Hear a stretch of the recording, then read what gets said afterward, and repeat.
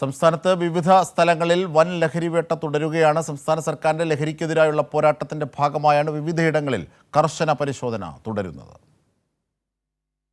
കോഴിക്കോട് താമരശ്ശേരിയിൽ വിൽപ്പനയ്ക്കായി എത്തിച്ച 9 കിലോ കഞ്ചാവുമായി 2 പേർ പിടിയിൽ. ഉത്തർപ്രദേശ് സുൽത്താൻപൂർ സ്വദേശി ചന്ദ്രശേഖർ മൗര്യ, മിർസാപൂർ സ്വദേശി ഗ്യാൻദാസ് വർമ്മ എന്നിവരാണ് പിടിയിലായത്.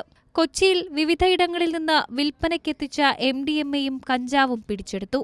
വിൽപ്പനയ്ക്കെത്തിച്ച MDMAയുമായി ആന്ധ്ര സ്വദേശി യാസിൽ അറാഫത്തിനെയാണ് പാലാരിവട്ടത്തിൽ നിന്ന് എക്സൈസ് സംഘം അറസ്റ്റ് ചെയ്തത്.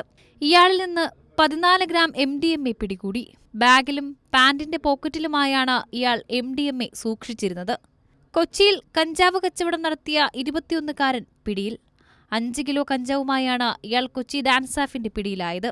പിടിയിലായ ബംഗാൾ സ്വദേശി രോഹൻ ഷെയ്ഖ് 5 വർഷം മുൻപ് കൊച്ചിയിലെത്തിയ ശേഷം ലഹരി മാഫിയയുടെ കണ്ണിയാവുകയായിരുന്നു. കഞ്ചാവുമായി കോട്ടയത്ത് അസാം സ്വദേശി പിടിയിൽ.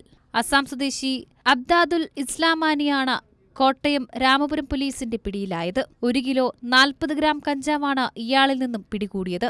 കഴിഞ്ഞ 2 വർഷമായി അസാമിൽ നിന്നും കേരളത്തിൽ കഞ്ചാവെത്തിച്ച് വിൽപ്പന നടത്തുകയായിരുന്നു പ്രതി. News desk, Kairali news.